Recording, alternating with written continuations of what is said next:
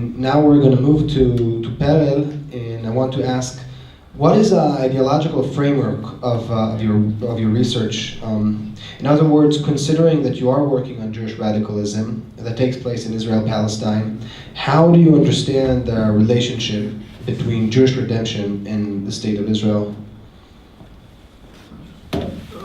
I'll stay.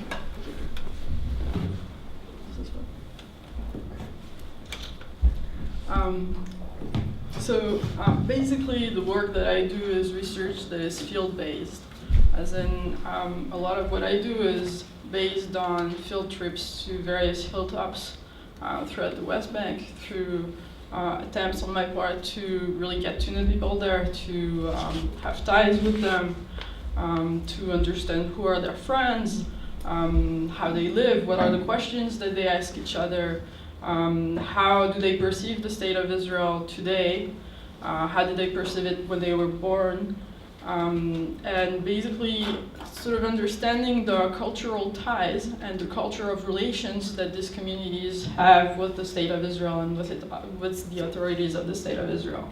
And I think that the first thing that is important to state is that they're very different. There's a range, right? We sometimes speak about hilltop culture as a counterculture that is held by biblical sabras and everything. I think that we have to step out of the rhetoric and realize that this is really a range that comes from the center of the national religious movement till the very margins, and that we definitely cannot think that all hilltops and all outposts are exactly the same. I think that mostly what I'm trying to do is to understand how the differences in the relations with the State of Israel, with the representatives of the State of Israel, the authorities of the State of Israel in the West Bank, affect takes on violence, takes on Jewish messianism and its meaning, and the ways to achieve redemption. I think that we've heard here two very different takes on what that means, and I want to sort of try and frame it a bit academically maybe, just so that I'm sure that we all understand what's going on here. We have, in a way, the classical religious Zionism, for which the state is sacred. Right? The state is sacred. The avivement of the State of Israel is the beginning of redemption. It's the beginning of the age that will bring the Messiah. It's the age in which we have to serve the state, because the state is not just a tool to achieve redemption. It's sacred by itself. Its institutions, its flag, its representatives, they all have meaning. They're all carrying the will of the Jewish people in its land. And this is something that is very deep. This is something that brings an entire community to try and serve as best as they can in the army, to try and be as politically involved as they can, to really carry forward the constitution of the Jewish people into a sovereign state. So that's one side. Then comes 2005. We have the Oslo period and all of that, but I really want to fast forward to 2005. In 2005, the sacred State of Israel takes out 9,000 settlers from the Jewish biblical land of Israel forcefully, and removes them and tells them, no, you cannot live in this place. And basically, those sort of the unholiest act that you can, which is expelling Jews from their homes, from their own very land, in their views. And again, we've said like the Palestinians don't really factor into that thinking. And basically, like what we're looking at is the State of Israel, the Jewish State of Israel, renouncing its quest of Jewish messianism by renouncing sovereignty over the entire land of Israel. And this is really a break. And I think that we can look at this point in history as a critical juncture in the history of the settlement movement. It's a point in the history of the movement which deeply changes the way that youngsters that were raised really in the core institutions of the movement, it changes fully how they see their world, because at this point it's both a theological and a political crisis. It's a theological crisis for the reasons that I've just said, like the Jewish sacred state of Israel is renouncing the biblical land of Israel and its messianic role in the world. It's a political role, it's a political question, because how do you oppose a state that's sacred? How do you oppose a state that is really realizing your hopes? And how do you do that in a way that upholds your values at the same time? And I think that brings us to a new question, which is who's responsible? So if the state behaves in a way that I believe is ungodly, who's responsible for it? And here we have a splitting. We have the bourgeois elite of the movement, the leadership of the Yesha Council, which is very much undermined by the way that it acted during the pullout from Gaza, which cooperates with the secular state of Israel, which comes out actively against violence and which upholds the idea that the state of Israel is sacred. But then the price of that is that the state cannot be responsible for the pullout from Gaza. It has to be the left wing. It has to be some other part of the state which is basically using the state for ungodly wheels. But the state itself cannot be fully discredited by what happened at that point. And more than that, if the state of Israel is still something that has meaning, that has theological meaning, that has political meaning, then we have to re-engage as much as we can within that state to bring it to directions that are closer to our ideals and that will also ensure that something like that will not happen again. I think in a sense we can say that it succeeded. What we're seeing right now, which is a great engagement of settlement lobbies within the Israeli government, the advancement of outpost bill, of the issue of annexation. These are all like things that were pushed forward by the movement very clearly since the early 2000s. But that's one side of the movement.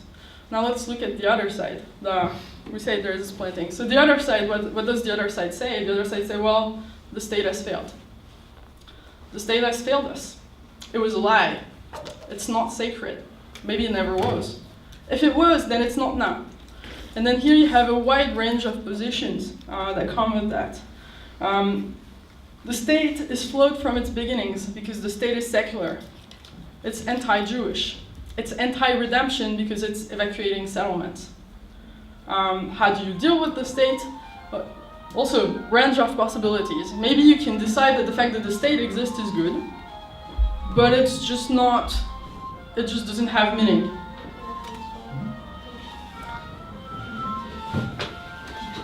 And if you think about redemption, then you're going to think about redemption despite the state and not through the state, right? We say that classical religious Zionism sees redemption through the establishment of the state of Israel.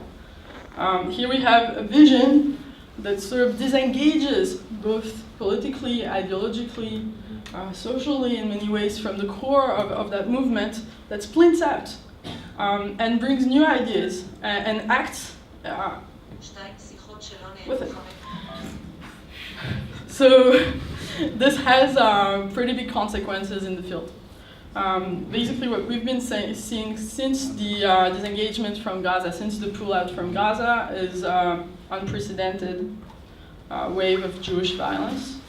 It's unprecedented in scope, not necessarily in gravity, as we'll see. As in, there are a lot of acts, but if you look overall, there are less Palestinians being killed by Israeli citizens today than in the 1990s. We're just speaking about it a lot more because there are a lot more acts. There are a lot of graffitis, there are a lot of tree uprooting, there are a lot of... So actually, let me just maybe ask another question that will maybe lead us to the next stage. But I actually want to know: is this what we're seeing here? Is it a new trend? Is it a continuation of it? Can you put the cell phone on silent mode, please? So yeah, is what we're seeing is this a new trend? Is this something that is entirely that we haven't seen before? This is just a result of the evacuation from Gaza, or are we seeing a continuation of something that is in the making for a longer period? And also, if you can note something about the organization or disorganization of these people? When we're talking about numbers, so what are the numbers? Yeah, right. So I'll get to that. I just want to say, like, the violence comes and is justified in different ways. If you're extra-national within your own state, which is basically what we're speaking about, if you feel extra-national within your own state, then you also feel that your own state is not protecting you. So you have to protect yourself. So a lot of the rhetoric for the violence that is, and a lot of the skirmishes that happen almost daily between Palestinians and young settlers in very radical outposts, a lot of the rhetoric that goes around it is a rhetoric of defense, right? They want to attack us. We're here to protect. And within those outposts, you have the rhetoric of the people who feel that they are demanded by these youngsters, right? I clearly remember sitting in Esh Kodesh, which is an outpost in the area near Shiloh, with a woman who explained to me that the reason that she's alive is not that there is the army within the outpost, but that there are hilltop youths protecting them. So, in a sense, hilltop youths. So, like, there's very radical youngsters protecting them through their violence, and that's a form of rhetoric that you hear a lot in different outposts. It's something that I've definitely heard more than 1,000 times. And basically, like, the community structure that develops in these outposts provides, like, the religion at that point becomes an ideology of public order, right? You can use revenge. You can use you can use violence for protection, but you can also take revenge because you're basically deterring from further attacks. The community structure provides the base to recruit people to join you in violence, and this is the point where politics is ideology, is religion, religion is politics, right? And we're exactly at that point where the two really merge. And where the community structures that are built through common religious practices, through the will to study Torah together, through the will to have specific religious actions together, also become the places where you recruit the friends that you perpetuate violence with. So in terms of now understanding whether it's new or old, this really helps us, because that's not new. That exists. That's existed since the mid-1990s, probably even before. At least we have now numbers. But from the mid-1990s, definitely through the Oslo process, this is something that we've seen. Can you go two slides down? You just have to press another one. Yeah, this one. Perfect. So these are fatalities in attacks by Israeli Jews from the Shabak website, the Israeli Security Services website. So what you can see, I think pretty clearly, is that up to the disengagement from Gaza, there are a lot more fatalities than after the disengagement from Gaza. Now if you can go another one. Now I've just copied that thing on top of the price tag phenomenon. So the price tag phenomenon starts basically around the period that comes after the disengagement. It's named as such from 2008, but as you see, like, the wave starts before, and then you have like a huge rise on attacks, and at the same time, no one's killed for many years until the Abu Khader kidnap in 2014. Right, a young Arab is kidnapped. The day after the ceremonies, the funerals of the 3 Israeli teenagers that were abducted by Hamas in the West Bank, he's burnt alive in the forest outside Jerusalem. And the 3 murders, which are the 3 victims of the Duma torching. The numbers that you see on the side are actually something that we want to think about. It's very hard to count. So, as per the Shin Bet website, there were 16 attacks by Jewish extremists on Palestinians in the West Bank in 2014. What's an attack? Yeah. So, as per the police, there were 328. The UN counts 322. It's interesting to see that the numbers of the Israeli police are consistently higher than those of the UN.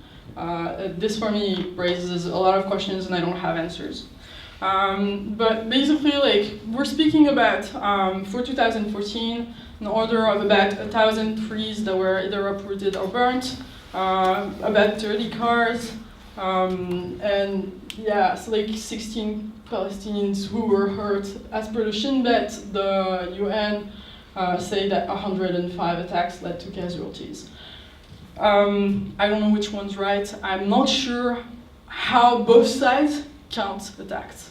At this point, I haven't understood yet how they get to such different numbers, and so I wouldn't be able to say which one is right. I think that the ballpark of the trees that were uprooted says that it's much more than 16 at the same time as at 328. We don't know.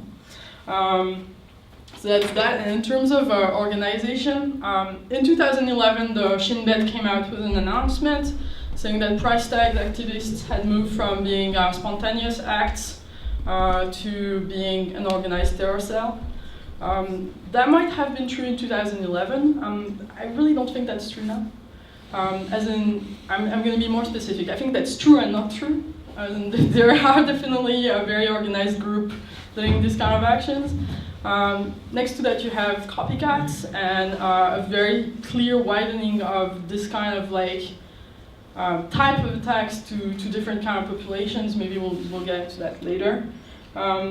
It's important to say that there's a clear difference between the groups that you find in the Nablus area, the groups that are very much organized around the Rav Ginsburg in Yitzhar. So Yitzhar is a settlement right by Nablus, right? The yeshiva of the Rav Ginsburg actually used to sit inside Nablus at the tomb of Joseph. And basically, like, it's a very, very radical rabbi who also has, like, comes and brings around him a lot of people who are much closer to the ultra-Orthodox circles. And now that we've spoken about how this is redemption that happens despite the state, I think it's much clearer why. It's not, you don't have to, you cannot recruit youth from the core of classic religious Zionism if you yourself have a discourse that is so much different from what is being carried by those institutions. And then contrary to that, you have, for example, the groups around Hebron, or the groups that are next to Shiloh, which are much closer to the general outpost culture, the religious nationalist outpost culture in this area. And so there are differences between the groups. And it's important, again, I think I've said that 3 times, and I know it's a bit esoterical when I say there are differences and they think like that, and these ones think redemption like that. But this is actually very important because this is how we can understand the reasons that are behind the violence. Is it like all fundamentalist zealotry, or is there hunger for power? Is there a will to bring the movement in a direction that is not the direction of the elites of the movement? And I think that we have to really be careful before we decide on that. Thank you.